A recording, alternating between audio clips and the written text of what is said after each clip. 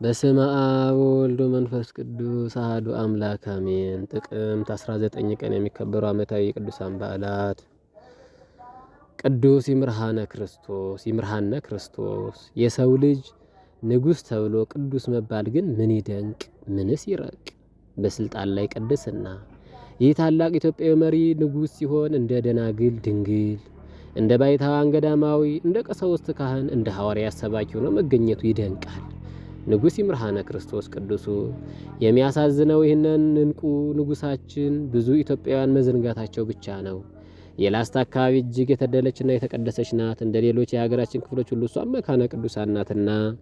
ቅዱስ ይምርሃነ ክርስቶስ የዘር ሐረጉ ከዛጉዌ ነገሥታት ስር ሲሆን አባቱ ግርማ ስዩም ይባላል። ይሄውም በመጀመሪያ ሺህ ዓመት መጠናቀቂያ ላይ ነግሶ የነበረ ነው። ዣን ስዩም የላሊበላ አባት፣ ጣጣወድም ንጉሱ እና ግርማ ስዩም ወንድማማቾች ናቸው። ቅዱሱ ሲወለድ አባቱ በሕይወት አልነበረም። እናቱና የወቅቱ አባቶች ይምርሃነ ክርስቶስ ክርስቶስ ይምራን አሉት። ገና ከሕፃንነቱ መንፈስ ቅዱስ አድሮበታልና ረቡዕና ዓርብ ቀን እስከ 9 ሰዓት ድረስ የእናቱን ጡት አይቀምስም ነበር። እንግዲህ ሕፃን ሆኖ ሮብና ዓርብ እስከ 9 ሰዓት አይጠባም ነበር። እናቱ ግን ባለመረዳት ትጨነቅ ነበር። ሮብና ዓርብ አልጠባላት ሲል የወቅቱ ንጉሥ ጣጣወድም ከኔ ቀጥሎ የሚነግሰውን ባወቅኩት እያለ ሲመኝ በህልሙ ሕፃኑ ይምርሃነ ነው የሚል በማየቱ ሕፃኑን አስመጣው። ከደም ግባቱ የተነሳም ቅንዓት አድሮበት አማካሪዎቹን ምን ላድርገው አላቸው። እነርሱም ብትገድለው እግዚአብሔር በደሙ ይጠይቀሃል፣ ግን እንዳይወርስህም እንዳይነግስብህም ከፈለክ እረኛ አድርገው አሉት። የዋሃን ቅዱስ ዳዊት ከእረኝነት መጠራቱን ዘንግተዋልና። ከ7 ቀን በኋላ ግን መጥተው ንጉሥ ሆይ ፈጣሪ ካለ የሚቀር ነገር የለምና በቃ ዝም ብለህ ግደለው አሉት። በዚህችም ሰዓት ቅዱስ ሩፋኤል ከሰማይ ወርዶ እናቱን ይምርሃን ስጪኝ አላት። እናት ናትና ጨነቃት። ሕፃን ነው ደግሞ። መልአኩ ግን እንደሚጠብቀው ቃል ገብቶላት ከላስታ ነጥቆ ኢየሩሳሌም አደረሰው። ቅዱስ ይምርሃነ ክርስቶስም ለዓመታት ተምሮ ዲቁና ተቀበለ። በኢየሩሳሌም አካባቢ በጾምና በጸሎት ተወስኖ ፈጣሪውን እያመሰገነ እያገለገለ ወንጌልን እየሰበከ የወጣትነት ዕድሜውን ገፋ። አንድ ቀን ግን መድኃኒታችን ተገልጦ ወደ ሀጀ ይምርሃ ሚስት አግብተ ቅስና ተቀብለ አገልግለኝ አለው። ቅዱስ ይህን ሲሰማ አዝኖ ጌታዬ የእኔስ ፈቃድ በድንግልና አገለግል ዘንድ ነው አለው። ጌታችንም ግድ የለም ሁሉም አይቀርብህም ብሎ አንዲት ሕዝባ የምትባል ደግ እስራኤላዊት ጠቆመው። ቅዱስ ይምርሃንም ቅድስት ሕዝባን በተክሊል አግብቶ ቅስና ተቀበለ። ግሩም የሚያሰኘው ሁለቱም ቅዱሳን ከ40 ዓመታት በላይ በትዳርም በድንግልና መኖራቸው ነው። ለሚያምን ሁሉ ይቻላል የሌለ መጽሐፍ ቅዱስ። ቅዱሳኑ ወዲያውኑ ለአገልግሎት ወደ ግብጽ ወረዱ። በዚያም ለጥቂት ዓመታት እንደቆዩ ቅዱስ ይምርሃነ ክርስቶስ ወደ ኢትዮጵያ መመለስ ፈለገ። አንድ ቀን ግን ሕዝቡ ተሰብስቦ በጸሎተ ኪዳን ሲመራ ቅዱስ ይምርሃነ ክርስቶስ እግዚአብሔር አብ ወሃቤ ብርሃን የምትሰጥ እግዚአብሔር አብ ከሚል ሲደርስ ወደ ሰማይ ጮኸ። ከሰማይም አቤቱ ልጄ ሆይ የሚል መልስ መጣለት። ይምርሃ ምን ነው ጌታዬ በሰው ሀገር ረሳኸኝ ብለው አልረሳውህም፣ ይልቁን ሊገድልህ የሚፈልግህ ንጉሥ ሙቷልና ሂድ ንገስ ሲል አዘዘው። ቅዱሱም ሚስቱን ሕዝባን ይዘው ላስታ ሲደርስ ሕዝቡ በድልታ ተቀብሎ ወዲያውኑ አነገሰው። በዚያም ለ15 ዓመታት ቅዱስ ሩፋኤል እየተረዳው ህብስትና ጽዋ ከሰማይ እየወረደለት ቀድሷል፣ ሀገሪቱንም መርቷል። አንድ ቀን ግን ክፉ መካሪዎች ተጨማሪ ሚስት አግባ ንጉሥ አይደለህ አሉትኝ።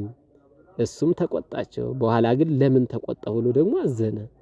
ስለዚህ ሐሳቡ ሰማያዊ ስጦታ ቀረበት። እንግዲህ እነሱን የተቆጣቸው መልካም ስላላደረጉ በክፉ ሐሳባቸው ነው። ግን ደግሞ ለምን አስቆጣዋቸው ብሎ ስላሰበ እሱም ወደዛ ልቧ ዘንብሏልና ያን ህብስት ቀረበት ይላል። እያለቀሰ ጌታን ቢማጸን ጌታችን ስላሰብከው ክፉ ሐሳብ ለምን ተቆጣሁ ማለቱ ወደ መከራቸው ማዘንበሉን ሳይነበርና ስለ ክፉ ሐሳብ ለምን ተቆጣሁ ማለቱ ወደ ምክራቸው ማዘንበሉን ያሳይ ነበርና ይቅር ብያለሁ፣ ነገር ግን ወደ ማሳይ ቦታ ካልሄድክ ሁለተኛ አይወርድልህም አለው። ህብስቱና ጽዋው ከሰማይ የሚመጣለት። ቅዱስም ለጊዜው ትንሽ ቢከራከረም እሺ ብሎ በቅዱስ ሩፋኤል መሪነት ዛሬ ወደምናውቀው አካባቢ ሄደ።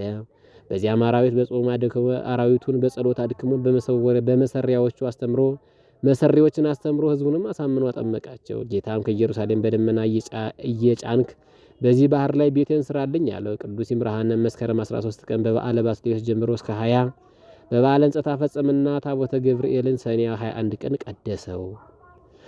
ቅዱስ ይምርሃነ ክርስቶስ ግን በዚያ ቦታ እየቀደሰ ለ25 ዓመታት ሀገሪቱን አስተዳደረ። አንድ ጊዜ ቅዱስ ሩፋኤል ለንጉሱ ከሰማይ ህብስትና ጽዋ ሲያወርድለት አንድ ባይተዋር አይቶ ለምን ብሎ ተቆጣ። እኔ በዚህ በጫካ ራሴን ጥዬ እየኖርኩኝ እንዴት በቤተ መንግስት ላለ ንጉስ ጽዋ ከሰማይ ህብስት ከሰማይ ይወርዳል አለ። መልአኩ ግን የንጉሱን ክብር ነግሮት እየዞርክ ስበክ ብሎታል። ንጉሱ ሀገር እያስተዳደረ የሚኖረው በቅድስና መሆኑን አሳይቶ በዚያም ባይታዊ ስብከት ከመላ ዓለም ብዙ ሺህ ሰዎች መጥተው ቅዱስ ይምርሃነ ክርስቶስን አቁርበን ብለውታል። ቅዱስም ሲያቆርባቸው በምሽቱ ፀሐዩን አቁሟታል። ሲያቆርባቸው ከዓለም የመጡ ህዝቦች ሲያቆርባቸው ሲበዙ ፀሐይ ልትገባ ብትል ፀሐይን ገዝቶ አቁሟታል። ቅዱስ ይምርሃነ ክርስቶስ እንዲህ ባለ ጣዕመ ሕይወቱ ኑሮ ለ40 ዓመታት ሀገራችን አስተዳድሮ ጥቅምት 19 ቀን አርፎ በዚያው ስፍራ ተቀብሯል። ጌታችንም መታሰቢያን ያደረገውን ደጅህን የረገጠውን እምርልሃለሁ ብሎታል። ከቅዱሱ ንጉሥ ይምርሃነ ክርስቶስ ረድኤት በረከት ይክፈለን። የአባቶቻችን አምላክ እውነተኛውን የሀገር መሪ ይስጠን። በዚህ ዕለትም ቅዱስ ዮሐንስ ዘጸይለም ይታሰባል። በምድረ ግብጽ በዘመነ ጻድቃን የተነሱ ታላቁ አባ ዮሐንስ ሐዋርያዊ ጻድቅ ይባላል።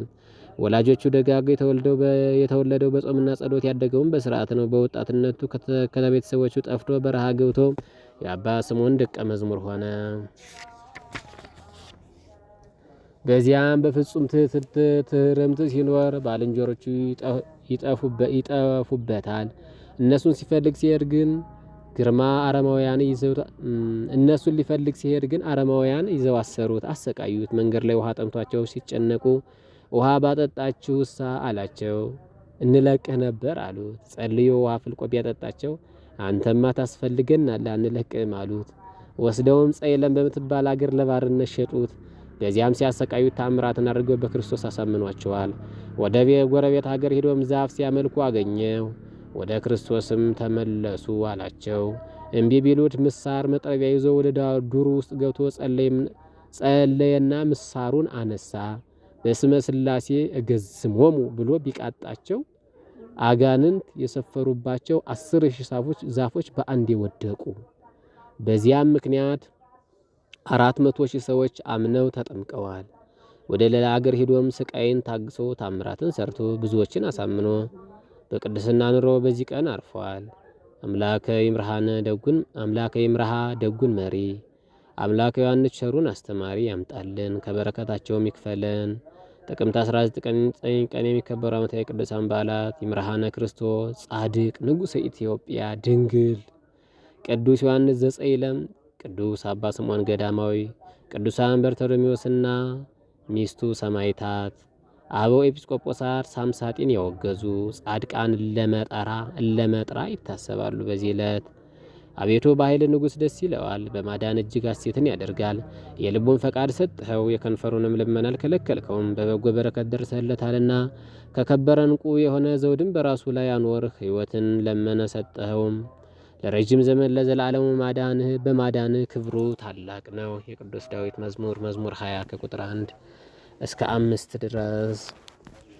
ማርያም ድንግል ስርግወ ሕይወት ዘእሴይ እንተባቲ ተመካሃ በረከተ ኩሉ ሰናይ ምስራቃ ታንቲ ዘይደልወኪ ግናይ እፎኑ ተሰደርኪ እመ ክርስቶስ አዶናይ ዘይሴብሁኪ መላእክት ወልዑል ሰማይ።